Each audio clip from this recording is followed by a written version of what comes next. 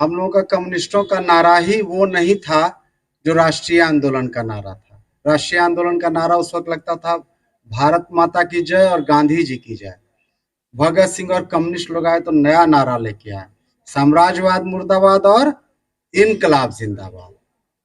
तो भगत सिंह से सब पूछा कि भारत माता की जय का नारा आप क्यों नहीं लगाते, क्या इनकलाब जिंदाबाद का नारा लगाते?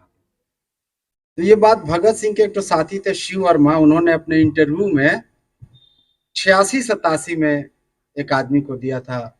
बाद में पहले थे एसएफआई में, बाद में भाजपा में चले गए थे, सुधींद्र कुलकर्णी को, कि भारत माता की जय का नारा क्यों नहीं लगाते हैं, आप हिंदुस्तानी हैं और इनकलाब जिंदाबाद नारा लगाते हैं। तो बड़ा अच्छा जवाब दिया भगत सिंह ने। भगत सिंह कहते थे कि भारत माता बेड़ियों में जकड़ी है, जंजीरों से बंधी है, यहाँ आके सामने आप बोलिएगा भारत माता की जय, कि पहले जंजीर तोड़िएगा, और जंजीर कैसे टूटेगा, इनकलाब से, इसलिए नारा होगा इनकलाब जिंदाबाद। तो ये हम लोगों का शुरू से नारा रहा है। और अभी देखिए, अभी थे बैठ गए तो मेरे बगल में गजनफर नवाब साहब थे, बोले कि ये 99 स्थापना दिवस होगा, और मेरे ख्याल से वो सही कह रहे थे, क्योंकि अगले साल हम लोग शताब्दी में प्रवेश कर जाएंगे 1925 में। तो 1925 में कम्युनिस्ट पार्टी भी बनी, और हमारा जो मुख्य दुश्मन है, प्रधान दुश्मन आरएसएस भी उसी साल बना। तो वो भी अपनी शताब्दी मनाएगा, हम लोग भी अपनी शताब्दी मनाएंगे। अब देखिए, कई लोगों ने, साथियों ने कहा कि आरएसएस है तो उसका आजकल वो क्या कर रहा है, कम्युनिस्टों के आंदोलन को के योगदान को कलंकित कर रहा है। अभी बंगाल के एक साथी हमको फोन किए कि सुनिए ना, जो दंगा फैला बिहार में, तो उसमें कम्युनिस्टों का कुछ योगदान था? हम ले रहे, बहुत बड़ा योगदान था। तो सुनील मुखर्जी की एक छोटी सी पुस्तिका है, हमने उनको भिजवाई कि देखिए कम्युनिस्टों ने कितना बड़ा काम किया था। तो कम्युनिस्टों का योगदान, ये लोग काम 42 के आंदोलन को आधार बना के ये सब करके, कि इनका कोई योगदान वगैरह नहीं था। सही कहा कारण पासवान जी ने कि 1925 में हम पार्टी बनी। अब पहला कॉन्फ्रेंस कब होता है? 18 साल बाद, 43 में जाके। उसके पहले पेशावर षड्यंत्र केस, कानपुर षड्यंत्र केस, 1929 से लगभग 4 साल तक पूरा कम्युनिस्ट पार्टी का लीडरशिप को गिरफ्तार कर लिया 29 में। अब मेरठ षड्यंत्र केस चला, अच्छा, तो पूरा नेतृत्व हुई ये रहा। कभी भी कम्युनिस्ट पार्टी को चैन से नहीं रहने दिया। कम्युनिस्ट पार्टी के आप मेंबर लिए, सदस्यता लिए, तो ऐसे ही वो क्रिमिनल ऑफेंस हो गया, मतलब आप अपराधी हो गए। तो ये एक इतनी बड़ी बात थी कि उतनी मुश्किल परिस्थिति में कम्युनिस्ट पार्टी, पहला कॉन्फ्रेंस हुआ 43 में और दूसरा हुआ 48 में, 48 में।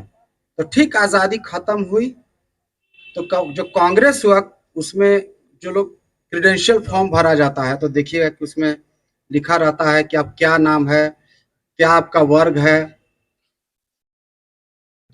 बुला लीजिए, क्या आपका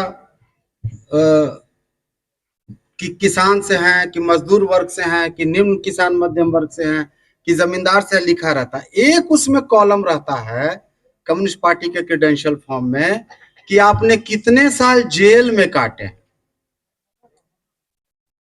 600 डेलीगेट थे 1948 में, तो जब जोड़ा गया 600 डेलीगेट का जेल जीवन, तो लगभग 1500 साल था।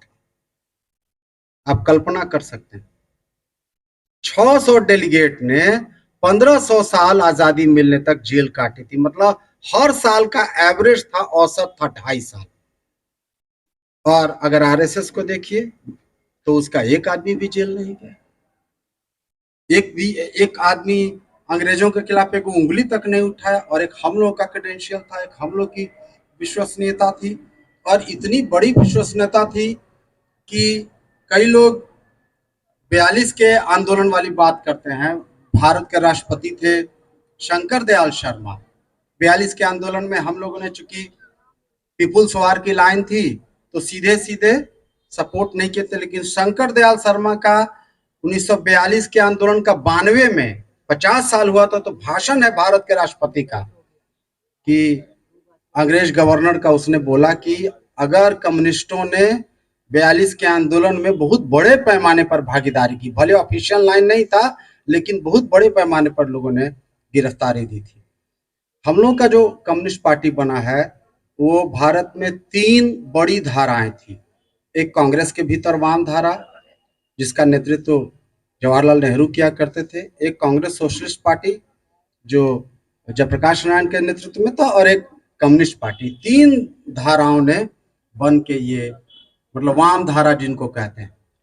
और कम्युनिस्ट पार्टी में जो लोग शामिल हुए उसमें भगत सिंह के साथी, गदर पार्टी के लोग, अनुशीलन के लोग, युगांतर के लोग, जितनी क्रांतिकारी धाराएं थी वो सब के सब अगर किसी एक धारा में आए तो कम्युनिस्ट पार्टी। अभी भगत सिंह पर जो गीत गाया, तो भगत सिंह को जिसकी वजह से फांसी हुई थी, बेतिया का आदमी था फणींद्र नाथ घोष।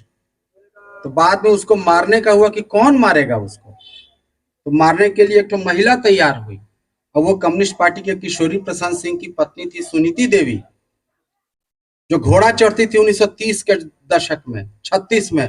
बोली कि हम महिला हैं, हम जाके उसको मार देंगे कोई, क्योंकि बहुत बड़ा कलंक था बिहार के ऊपर कि फणींद्र नाथ घोष के चलते भगत सिंह को फांसी हो गई। तो मारा जिस आदमी ने, चंद्रमा सिंह ने, वो सीपीआई के आजीवन मेंबर रहे, 76 में जाके उनकी मृत्यु हुई है। चंद्रमा सिंह और बैकुंठ शुक्ल को फांसी हुई क्योंकि चंद्रमा सिंह पहचान में नहीं आ सके टीआई परेड में। दोस्तों, ये हम लोगों का इतनी शानदार विरासत है। कम्युनिस्ट पार्टी भारत में इकलौती ऐसी पार्टी थी, सीपीआई, जिसने शुरू से एक ऐसा आधार बनाया जो कोई पार्टी नहीं किया। वो ये था कि अगर आप हिंदू महासभा और मुस्लिम लीग के किसी सांप्रदायिक संगठन के सदस्य हैं तो आप कम्युनिस्ट पार्टी के सदस्य नहीं हो सकते। ये बात किसी में नहीं था, कांग्रेस में भी ये आधार नहीं था, ये सिर्फ हम लोगों के भीतर था। और देखिए कि बहुत बड़ी बात, जो बात कम आजकल जिसकी चर्चा होती है, कि बिहार की जो कम्युनिस्ट पार्टी है, आज बिहार पूरे देश में इकलौता ऐसा राज्य है हिंदी बेल्ट में जहां अब तक सांप्रदायिक शक्तियां अपनी बदौलत सत्ता में नहीं आ पाई। अपनी बदौलत पहले भी थी, तो मान लीजिए नीतीश कुमार के जूनियर पार्टनर थी। तो ये श्रेय किसको जाता? आप नेहरू जी का उत्तर प्रदेश चला गया भाजपा के, गांधी जी का गुजरात और पहले चला गया भाजपा के पाले में। ये अगर है तो इसका सबसे, अगर मेरे ख्याल से सबसे बड़ा श्रेय अगर जाता है तो वो स्वामी सहजानंद सरस्वती को जाता है। तो कैसे? तो अभी हमको एक तो पत्रकार मिला, तो बोला कि हम लोग आरएसएस की हिस्ट्री पर काम कर रहे हैं कि हम लोग को बिहार में उतनी सफलता क्यों नहीं मिली जैसा मध्य प्रदेश में, राजस्थान में और गुजरात में मिल गया। तो बोले कि आप लोग क्या देखे? तो बोला कि हम लोग के भीतर ये है कि 30 और 40 के दशक में हम लोग का खेल सबसे ज्यादा स्वामी सहजानंद सरस्वती खराब कर दिया। बोले क्या हुआ मतलब? स्वामी सहजानंद सरस्वती खराब कर दिया, ये कैसे? देखिए 1936 जो है भारतीय राजनीति में, भारत में वाम धारा के लिए बहुत इंपॉर्टेंट है। 1936 में कम्युनिस्ट पार्टी के महासचिव बनते हैं पीसी जोशी। उसी साल बनती है अखिल भारतीय किसान सभा, और उसके 7 साल पहले बिहार पहला देश का ऐसा राज्य है जिसने 1929 में बिहार राज्य किसान सभा बनाई, और उसके 2 साल पहले 1927 में बिहटा में जो स्वामी सहजानंद सरस्वती का आश्रम है वहां किसान सभा बनी, पटना पश्चिमी किसान सभा। 1929 में स्टेट लेवल पर, 36 में जाके कांग्रेस के जो नेता थे, मजदूर संगठन बन गया था एटक में, लेकिन किसान सभा नहीं बनने देना चाहते थे। आपकी जब एटक बन गया 20 में, तो किसान सभा बनने में 16 साल की देर क्यों? उसकी वजह यह थी कि किसान सभा के लोग जमींदारी जागीरदारी के खिलाफ रहा करते थे। तो बाद में 1936 में ऑल इंडिया किसान सभा बना, 37 में मिनिस्ट्री हुई और कम्युनिस्टों पर थोड़ा प्रतिबंध हटा। तो 37 से 39 तक जितने बड़े जमींदार थे उनके खिलाफ आंदोलन शुरू हुआ, किसानों का, मजदूरों का भी। तब स्वामी सहजानंद सरस्वती पर यह आरोप लगाया गया, आप तो देश में लड़ाई करा रहे हैं, आप अंग्रेज से क्या लड़िएगा। और ये कम्युनिस्टों के अपने हिस्ट्री को समझने के लिए बड़ी इंपॉर्टेंट बात कि आप यहाँ अंग्रेज से लड़ना है और आप आपसे में लड़ाई लड़वा रहे हैं। तो उन्होंने कहा, बहुत अच्छा लॉजिक दिया, वही कम्युनिस्ट पार्टी का तर्क था, भाई अंग्रेजी राज किस पर टिका हुआ है? जमींदारों पर, जागीरदारों पर, सामंतों पर। अगर जमींदारों का राज खत्म हो जाएगा तो अंग्रेजों का राज समाप्त। लेकिन उन लोगों को लगता था कि जमींदारी के खिलाफ लड़ना बहुत मुश्किल था, तो जो बड़े बड़े आंदोलन हुए, इसलिए 37 से 1939 तक, चाहे रेवड़ा सत्याग्रह, बड़हिया टाल का मूवमेंट, सांडा का आंदोलन, लय कि पूरा हिंदी बेल्ट एकदम जैसे उबाल पर आ गया। बिहार उसकी सबसे बड़ी भूमि थी, सबसे बड़ा केंद्र था। और एक विचित्र बात यह है कि सुभाष चंद्र बोस, जिनको वाम धारा का प्रतिनिधि कहा जाता है, कांग्रेस प्रेसिडेंट कभी नहीं बनते अगर कम्युनिस्टों ने उनको सपोर्ट नहीं किया होता। क्योंकि जब सुभाष चंद्र बोस गांधी जी के कैंडिडेट को, पट्टाभी सीतारामैया को हराया लगभग 200 वोट से, तो कहा कि सुभाष चंद्र की बोस की जीत वाम की जीत है। ये कम्युनिस्ट पार्टी और स्वामी सहजानंद सरस्वती के, मैं आप लोगों का ध्यान आकृष्ट ये करना चाहता हूं कि 1939 में कांग्रेस की मिनिस्ट्री चली गई और 1940 के मार्च में, 22 मार्च को जिन्ना जो है टू नेशन थियरी लाता लाहौर में, लाहौर रिजोल्यूशन जिसको कहता है। क्यों? मात्र 6 महीने के भीतर। क्योंकि आपको जान के ताज्जुब होगा कि पाकिस्तान की डिमांड जो है बिहार और उत्तर प्रदेश के मुसलमानों की डिमांड थी, जमींदार एलीट मुसलमानों का। बंटवारा भले हुआ पंजाब और बंगाल का, लेकिन डिमांड इन लोगों का था। क्यों? क्योंकि ये लोग जो जमींदार थे, तो किसान आंदोलन हुआ स्वामी जी का, तो लोग कह रही तो जमींदारी को खत्म कर देगा, और इसलिए जिन्ना को लाया गया। इसलिए जब 36 में 37 में जब मिनिस्ट्री में, सेंट्रल असेंबली में बातचीत हुई कि भाई जमींदारी को खत्म किया जाए, तो जिन्ना पहला आदमी था जो बोलने वाला है कि ये प्रोविंशियल असेंबली की चीज है, सेंट्रल असेंबली में आप क्या लेके आ रहे हैं। इसके बाद सारे बड़े जमींदार जिन्ना के इर्द गिर्द इकट्ठा हुए और टू नेशन थियरी आता है 1940 में, और वो भारत के बंटवारे की बुनियाद रखता है। और आप देखिए, एक चीज का और आप लोगों का ध्यान आकृष्ट करना चाहता हूं। 46, 47, 48, जब 45 में, जब सेकेंड वर्ल्ड वॉर में, जब द्वितीय विश्व युद्ध में जीत होती है सोवियत संघ की, कम्युनिस्टों की, पूरी दुनिया में सोवियत संघ की प्रेस्टीज जब बहुत ज्यादा थी, तो उस वक्त तक 46 तक कोई बंटवारे का प्लान नहीं था अंग्रेजों का भी, बल्कि अंग्रेज की योजना थी कि हम बंटवारा क्या करेंगे, भारत को खंड खंड में तोड़ के जाएंगे। 600 देशी रियासत थी। अमेरिकन सब समझाया ब्रिटिश को, ये काम मत करो तुम, क्योंकि जैसे ही तुम देश को स्वतंत्र करोगे, सब सोवियत इन्फ्लुएंस में चला जाएगा, सब कम्युनिस्टों के प्रभाव में चला जाएगा। और आप देखिए, अभी जो चर्चा की केरल के साथी ने कि पुनप्रा वायलर कहाँ था, त्रावणकोर में, केरल में, एक प्रिंसली स्टेट था। हैदराबाद निजाम, तेलंगाना को लोग बहुत बड़ा मानते हैं, तेलंगाना ठीक है, लेकिन तेलंगाना हो, पुनप्रा वायलर हो, तेभागा हो या सुरमा वैली हो, इसमें ज्यादातर प्रिंसली स्टेट के बीच में था आंदोलन। प्रिंसली स्टेट में कांग्रेस अपना संगठन नहीं बनाती थी, लगता था सब तो भारतीय है, हिंदू है, तो एक तरफ जमींदार है, एक तरफ कम्युनिस्ट पार्टी। ज्यादा टफ लड़ाई थी बिहार में। अब कम्युनिस्ट पार्टी को लड़ना था कांग्रेस से, कम्युनिस्ट पार्टी को जयप्रकाश नारायण से, फॉरवर्ड ब्लॉक से, सबसे लड़ के बीच अपनी ताकत बनानी थी। और इसीलिए आप देखिए कि सबसे ज्यादा जो कत्लेआम हुआ बाद में, जिनको हम लोग, जितना आप नालंदा चले जाइए, जहानाबाद चले जाइए, सब बड़े बड़े जो लोग कत्लेआम हुआ मुसलमानों का, तो यही इलाका है जो किसान आंदोलन का इलाका था, जो जमींदारों का था। मैं आप लोगों का ध्यान ये आकृष्ट करना चाहता हूं कि जब हुआ कि बंटवारा हो गया, तो जिन्ना ने समझाया उनको कि अगर आप चाहते हैं कि भारत कम्युनिस्ट प्रभाव में नहीं चला जाए, तो बंटवारा कीजिए। क्योंकि लॉर्ड लिनलिथगो कहीं बोला है कि अगर जिन्ना नहीं होता तो भारत पाकिस्तान एक रह गया होता और ये कम्युनिस्ट प्रभाव में चला गया होता।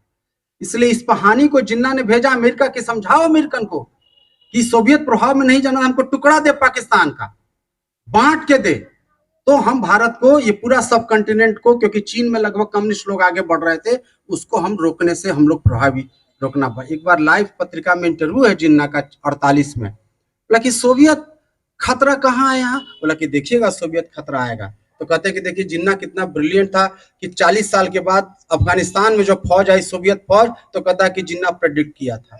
तो ये उसमें हम लोगों का बिहार और बिहार की कम्युनिस्ट पार्टी का बड़ा रोल है कि पूरे सब कंटिनेंट का ये पूरा हिस्ट्री बदला, जिसने हम लोग जमींदारी के खिलाफ हुआ, और उसके बाद पूरे प्रतिक्रियावादी ताकतें एकजुट हुई और उसके पूरे हमारे महादेश का बंटवारा हुआ। और उसमें, क्योंकि आप देखिए, अब तो अभी हाल ही में किताब आई है, पाकिस्तान का लेखक है इश्तियाक अहमद, बहुत अच्छी किताब लिखा है, जिन्ना हिज सक्सेस एंड फेलियर्स। बोला कि भारत के बंटवारे की जरूरत नहीं थी। क्यों?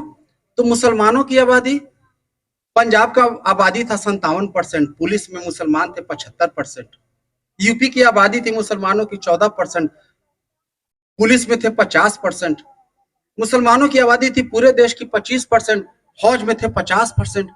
तो कानपुर में गए जिन्ना तो पूछा कि इस हमको पाकिस्तान बनाया, तो बोला कि पाकिस्तान क्या बनाना कीजिएगा, जो जो मुस्लिम मेजॉरिटी प्रोविंस है, जैसे पंजाब हुआ, पाकिस्तान, सब तो मुसलमाने थी, तो उसको बनाने का क्या जरूरत। लेकिन उसका डिजाइन तो दूसरा था, उसका था कि ये पूरा सब कॉन्टिनेंट कम्युनिस्ट प्रभाव में जाएगा, इसके लिए हमको ये काम करना है, ये चीज। और इसी के लिए हम लोगों को आप देखिए कि पूरे इसकी इतिहास को बदला गया। इतिहास को इसलिए बदला गया क्योंकि बोला है लॉर्ड वेवेल कि हम लोगों को 30 साल तक 43 में बोलता है कि भारत में और रहना है, लेकिन आपको आजादी कब देनी थी, 48 में। आप क्यों 6 महीना पहले भागे? क्योंकि उन लोगों को लगता था कि अगर इन कम्युनिस्टों का प्रभाव बढ़ा तो ये हाथ से निकल जाएगा हमारा। रावेल म्यूटिनी में नौसेना में विद्रोह होने लगा, तेभागा आंदोलन, तेलंगाना, बिहार का बर्खास्त आंदोलन, लगता था कि भारत एकदम कम्युनिस्ट टेक ओवर हो जाएगा। तो ये इसके लिए ये इस चीज को रोका गया। और इसमें बहुत बड़ा योगदान हमको लगता है कि बिहार की पार्टी हम लोग की भले छोटी थी, लेकिन इसने ऑल इंडिया प्रभाव पड़ा। दोस्तों, हम सिर्फ 2 बात और करके अपनी बात समाप्त करेंगे।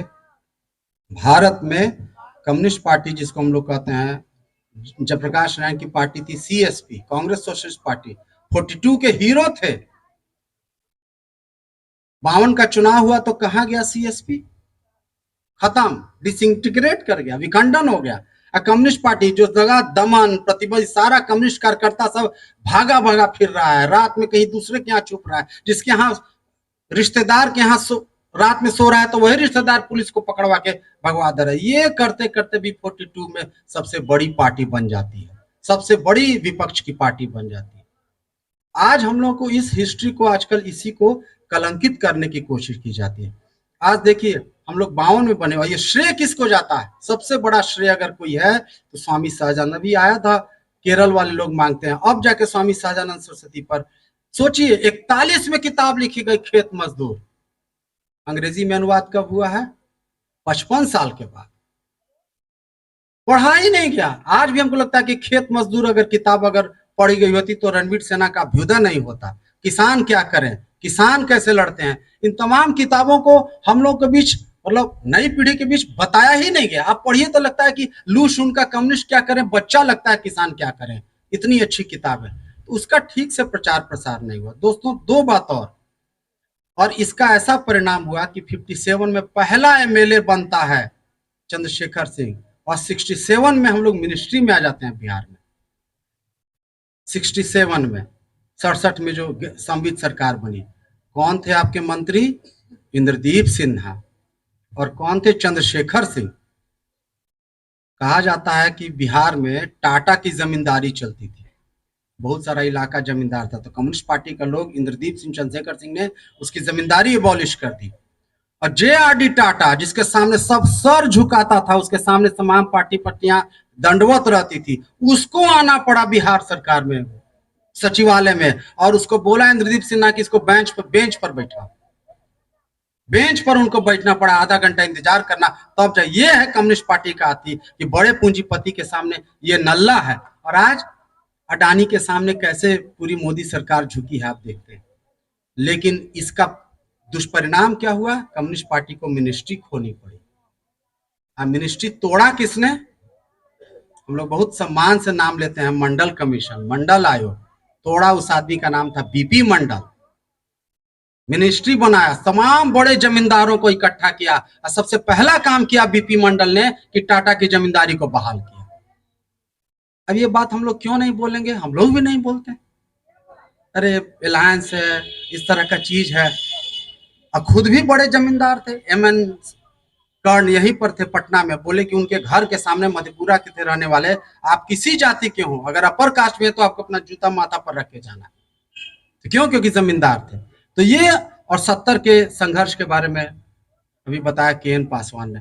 ये जो हम लोग का 70 का जो महान संघर्ष था, जिसमें AK सेन यही फुलवारी में जिनको अटैक हुआ जमीन कब्जा करने में, और उसके बाद आता है जो इतना बड़ा 70 से 72 तक 74 तक जितने बड़े बड़े काम हुए सीपीआई के चलते, बैंक का राष्ट्रीयकरण, बीमा का राष्ट्रीयकरण, कोयला का राष्ट्रीयकरण, पीवी पर्स की समाप्ति, पेटेंट एक्ट को मैं आज तब्दील कर दिया कि प्रोडक्ट को आप पेटेंट के जब प्रोसेस में आए, एक सामान बना रहे दूसरे, सब किसके चलते हुआ? सीपीआई की वजह से, कम्युनिस्ट पार्टी की वजह से।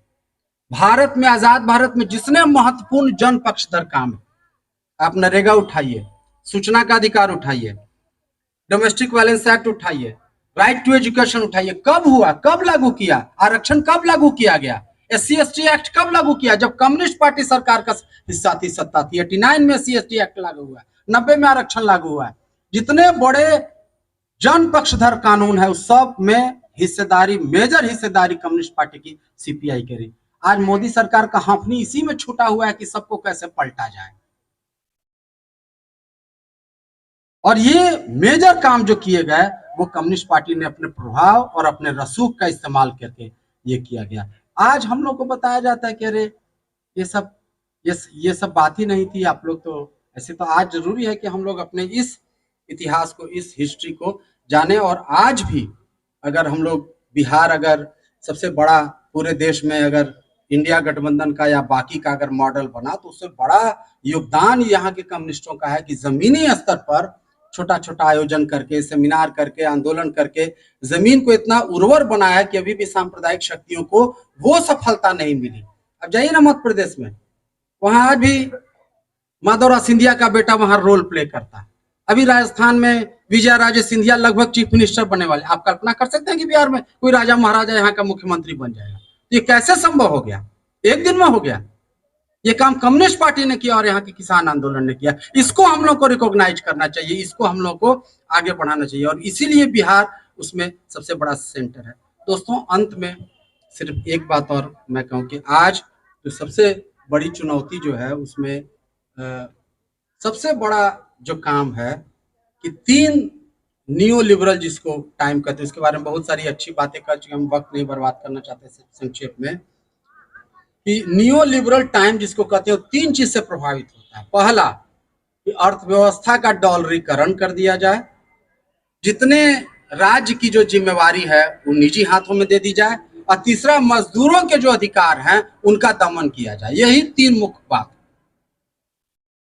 हमको याद है कि आज से 20 साल पहले पटना में होता था निजीकरण, कैसे आया तो कहता था जैसे पेड़ में किसी मोहल्ले में कोई बंदर तबाह कर दिया। कहता था कि लोग कहता है कि बताइए, कहता है कि सरकार क्या कर रही है? अब सरकार का यही काम है कि बंदर भगाए, सरकार का यही काम है कि स्कूल चलाए, सरकार का यही काम है कि हॉस्पिटल और प्राइमरी हेल्थ सेंटर चलाए। ऐसा लॉजिक लाता था वो लोग। सरकार का बड़ा बड़ा काम है। हाँ, सरकार का काम शिक्षा नहीं है, स्वास्थ्य नहीं है, अडानी का संपत्ति बढ़ाना। कितना संपत्ति था अडानी का 2014 में मोदी जी के आने के पहले? 50,000 करोड़। 2019 में कितना हुआ? 1 लाख करोड़, और 2022 में 12 लाख करोड़। बताइए, तो हिंदू का राज है कि पूंजीपति का राज? ये बात बार बार, और एक खतरा जो है हम लोगों को, अंत में ये कह के अपनी बात समाप्त करूंगा कि कम्युनिस्ट पार्टी पर एगो नकली अम्बेडकरवादियों से खतरा।